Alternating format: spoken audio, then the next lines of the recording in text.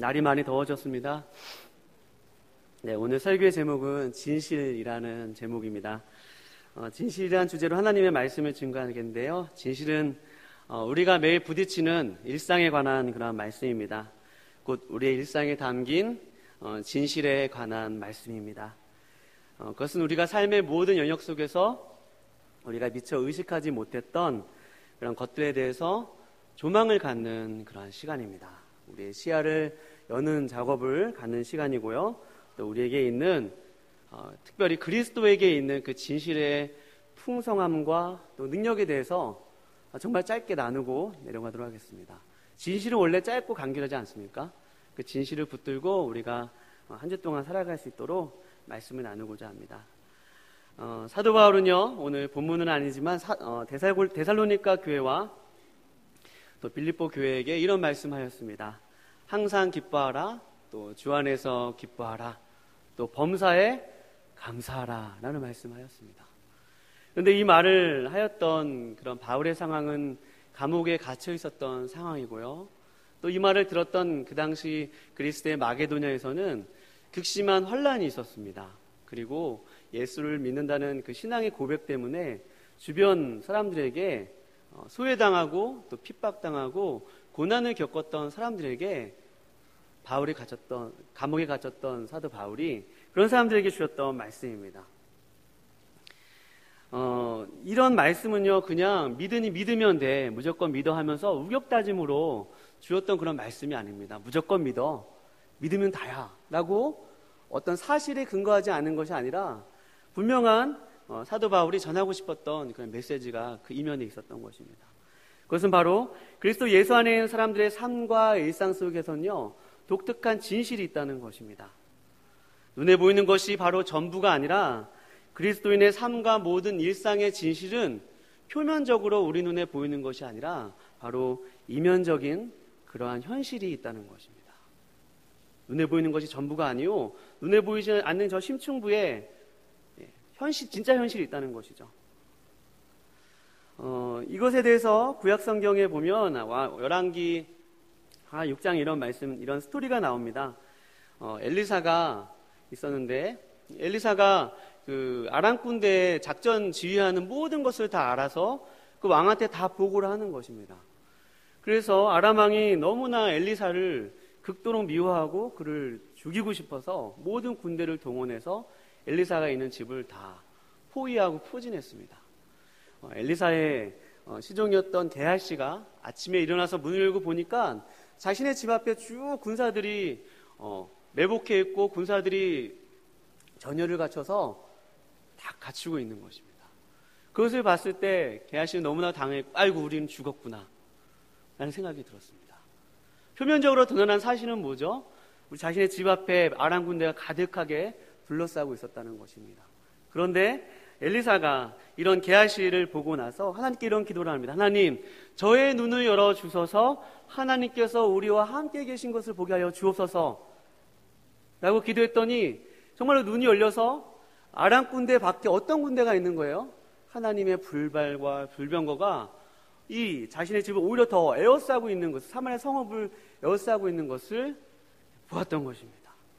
그러니까 엄연히 우리 삶 가운데서 눈에 보이는 그런 사실들이 있지만 사실이 거짓이라는 얘기가 아니라 사실도 있지만 사실 너머에 눈에 보이지 않는 현실, 진실이 있다는 것입니다. 따라서 우리는요, 우리의 일상과 삶에서요, 엄연히 실제하고 있는 이런 진실에 대해서 알 필요가 있습니다.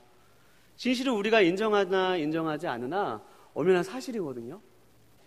그것은 바로 우리가 우리의 일상과 삶에서 하나님께서 우리의 삶을 다스리고 계시고 통치하고 계시고 실제하고 계시고 함께하고 계시면 여러분 믿으시기 바랍니다. 우리가 이 사실을 아는 것, 이 진실을 알 때 이 진실의 힘이 바로 우리로 하여금 신앙적 용기를 갖게 하고요, 우리가 정말 믿음으로 산다는 것이 무엇인지 바로 서게 합니다. 복음서에 보면요, 예수님께서 많은 시각장애인들과 또 눈먼 자들을 치료하시면서요, 이런 말씀하셨어요. 복음서의 기자가 이런 말을 했어요. 다리 저는 사람들, 일어서지 못하는 사람들, 모든 장애인들을 치료하시면서 뭐라고 말씀하셨나요? 어떤 말씀이 기록되어 있냐면 하나님의 나라가 임하였다는 것입니다. 할렐루야. 하나님의 나라가 임하였대요. 그러니까 하나님의 통치가 그런 자들을 일으키는데 임하였다고 하는데 특별히 이 눈먼 자들을 치료하시면서 하나님의 나라가 임하였다는 것입니다. 왜 그냥 치료했다고 하면 되지 왜 눈먼 자들을 치료하시고 하나님의 나라가 임하였다고 하였을까요? 그것은 바로 우리의 일상 가운데서 우리가 눈먼 자들과 같이 볼 수는 없지만 그리스도께서 모든 우리의 죄악으로 인한 고통으로 찾아온 것들을 그리스도께서 이 땅 가운데 오심으로 말미암아 하나님의 나라가 실제로 임하였다는 거예요. 하나님의 통치가 실현되었다는 것입니다. 그러니까 그것에 대해서 퍼포먼스로 예수님께서 병자들을 치유하시고 앉은 사람들 일으키시고 특별히 눈먼 자들을 치유하셨다는 얘기는 사복음서에 모두 기록되어 있고 아주 독특하게 표현되어 있습니다. 그것은 바로 우리의 눈에 현실이 보이는 것이 전부가 아니라 우리 삶 가운데 내재하고 계시고 통치하고 계시고 인도하신 하나님의 그 손길을 바라봐야 된다는 것입니다.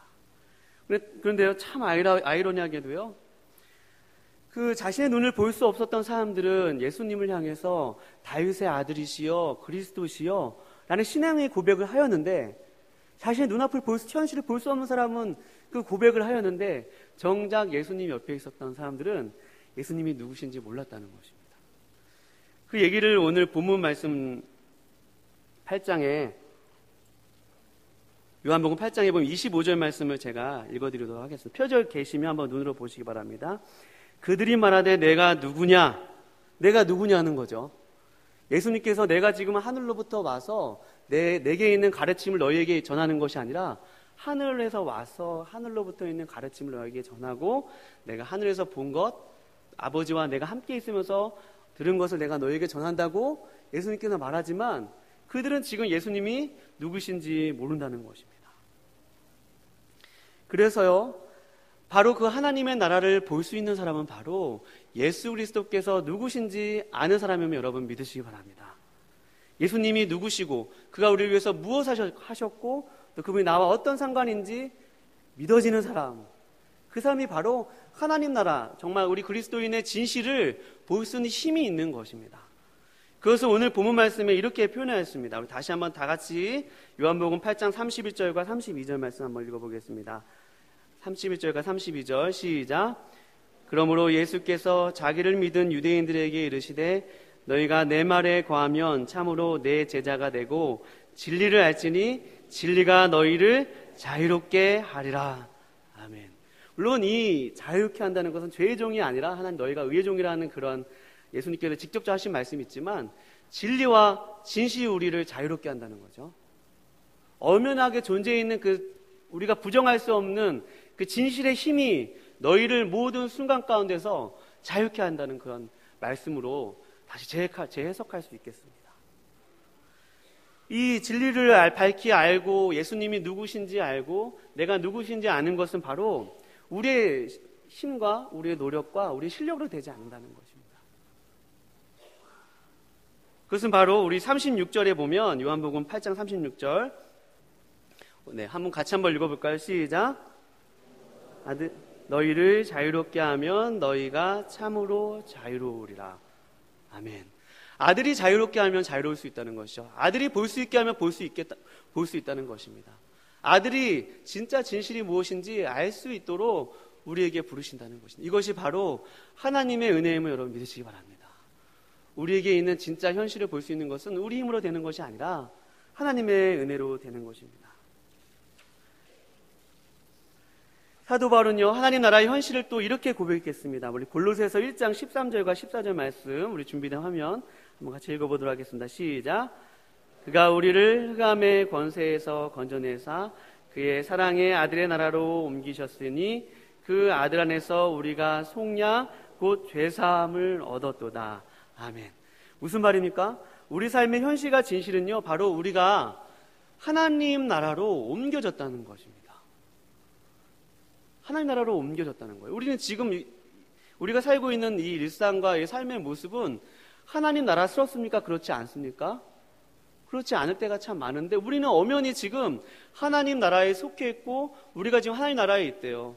이 사실은 그냥 먼 미래에 정말로 종말의 한 시점에 일어날 그런 일이 아니라 예수 그리스도께서 우리 안에 들어오실 때 우리가 예수 그리스도를 믿을 때 우리가 죄의 나라에서, 흑암의 권세에서 하나님의 나라로 이렇게 옮겨졌다는 것입니다. 이것이 참 놀랍습니다. 이것이 우리로 하여금 진실이 무엇인지 바라보게 하는 중요한 그러한 말씀이 됩니다. 이것은 우리가 인정하나 인정하지 않으나, 느끼나 느낄 수 없으나, 보이나 보이지 않으나 엄연한 존재하는 진실입니다. 저와 여러분은 지금 하나님 나라에 있어요. 우리 옆에 분들과 인사해 볼게요. 당신은 하늘 가족입니다. 시작. 네. 쉽게 말해서 하늘 가족이죠. 우리 여기 이렇게 있는 것이 기적입니다. 하늘 가족이에요. 하늘에 속해 있다는 것입니다. 우리가 아무리 이런 진실만을 고백하고 아는 것만으로도 얼마나 큰 힘이 되는지 몰라요. 사도 바울이 로마서에서 고백했듯이 주께서 우리를 위하시면 누가 우리를 그 사랑에서 끊을 수 있냐는 거죠. 주께서 우리를 위하시면 누가 우리를 그 사랑에서 끊을 수 없다는 것입니다. 우리가 사방으로 우겨쌈을 당하고 답답한 일을 당하고 억울한 일을 당해도 그것 자체가 사실이요. 사실이 아니라는 것이 아닙니다. 그러나 정말로 더 중요한 진실이 우리의 삶을 관통하고 있고 에워싸고 있고 우리를 붙들고 계시면 여러분 믿으시기 바랍니다. 사랑하는 여러분, 저는 얼마 전 사람들이 많은 지하철을 탔을 때 이런 생각을 해보았습니다. 모두가 모습이 똑같았어요. 어땠을까요? 어떤 모습이었을까요? 다 이러고 있었어요. 네, 이러고요. 저 역시도 그 복잡한 지하철 안에서 할 수 있는 건 오로지 스마트폰이 없었으면 어떻게 살 수 있었을까라는 생각을 해보았습니다. 그러면서 정말 이 시간이 빨리 막 덥고 그러니까 사람들이 이렇게 부딪히면 막 불편하지 않습니까? 빨리 이런 상황에서 벗어났으면 좋겠다. 이 시간은 그냥 소비되어야 시간. 이 시간 없었으면 좋겠다. 이런 시간이었습니다. 저희. 그런데 그 지하철에서 사람 많은 그 만원 지하철에서 이런 생각을 해보았습니다. 이런 공간에서도 하나님의 나라가 임할까? 목사스러운 고민이죠. 이런 생각보다 참 제가 대견스러웠습니다. 네. 야, 이렇게 별의별 일이 다 있지 않습니까? 지하철에서. 지하철은 우리의 삶의 축소판이죠. 모두가 바쁘고 치열하게 사는 우리의 삶의 한 단면이 지하철 안에 다 들어있는 것 같습니다. 이 지하철 안에서 과연 하나님의 나라가 있을까? 이곳에서 하나님의 통치를 받을 수 있을까? 이런 생각을 해보았습니다.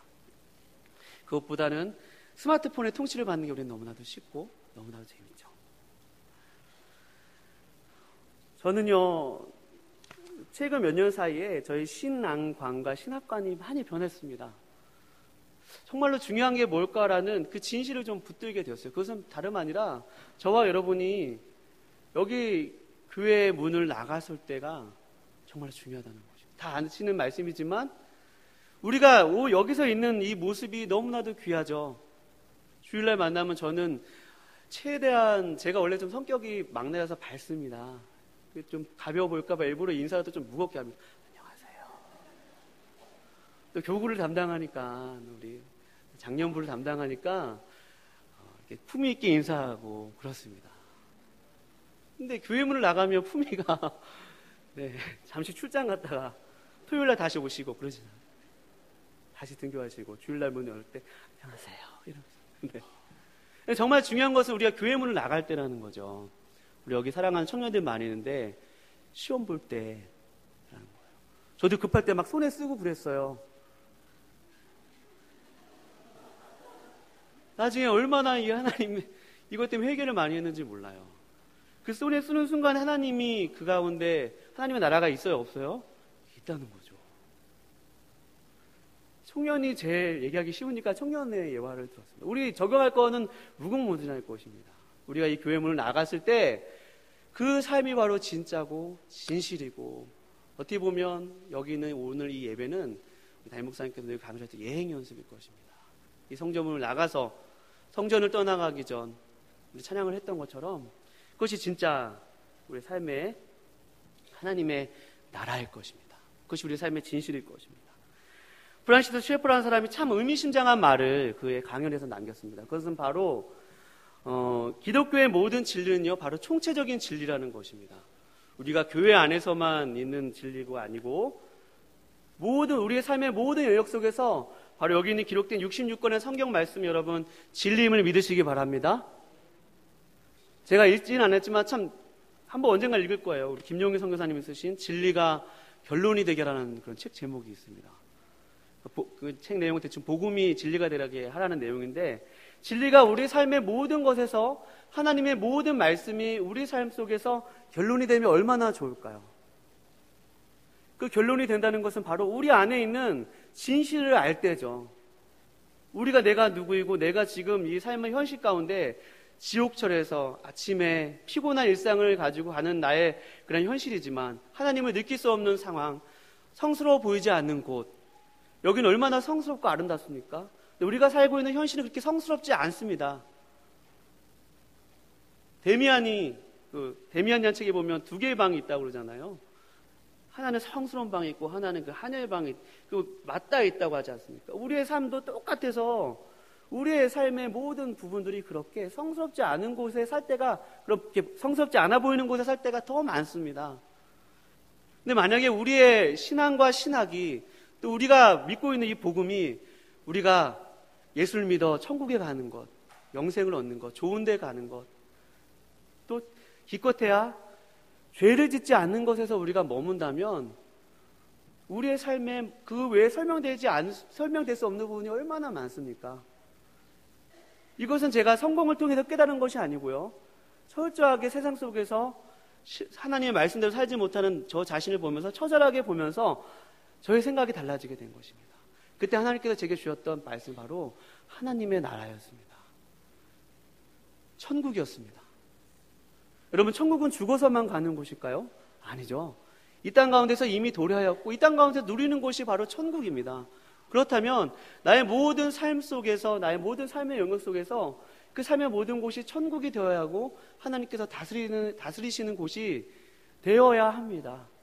우리가 그런 삶을 살 수 있습니다. 그래서 예수님께서 천국은 침노하는 자일 것이라고 했거든요. 그리고 오늘 말씀에 보면, 우리 본문 말씀에 보면 31절에 너희가 내 말에 거하면 라고 말씀하셨죠? 그럼 너희가 참 내 제자가 되고 진리를 안다는 거죠. 하나님의 말씀 안에 거하고, 하나님의 말씀이 나의 삶의 결론이 되게 할 때 그 말씀을 믿고 사는 그 삶의 현실을 통해서 우리의 삶이 어떻게 된다는 것입니까? 자유로워진다는 것이죠. 자유로워지는 거예요. 우리 한번 옆에 분들과 이렇게 한번 인사해 볼게요. 사투리입니다. 이 자유로워지는 삶이 어떤 것인지. 괜찮아요 한번 이렇게 인사해 볼게요. 괜찮아요. 네. 괜찮아요.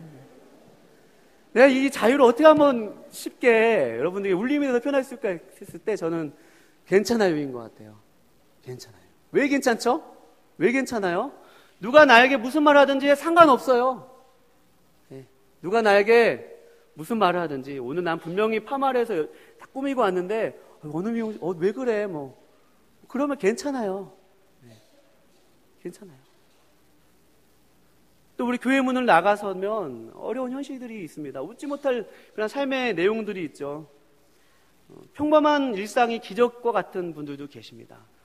평범한 삶이 감사라고 고백할 수 있는 그러한 분들의 일상이 계십니다. 그러나 우리가 뭐라고 고백할 수 있어요? 괜찮습니다. 왜냐하면 우리에게 있는 엄연한 진실 때문입니다. 우리는 이미 이 땅 가운데 땅을 디디고 있지만 우리는 이미 하늘 보좌에 앉아 있어요. 하늘 보좌 앞에 주님의 우편에 앉아서 주님이 통치하시는 그 통치에 함께하고 있다는 것입니다. 이것이 바로 괜찮은 이유입니다. 남과 나를 비교할 필요도 없고요. 내가 잘 나간다고 해서 우쭐할 필요도 없고, 내가 못 나간다고 해서 좌절할 필요도 없습니다. 왜냐하면 진실이 있기 때문입니다.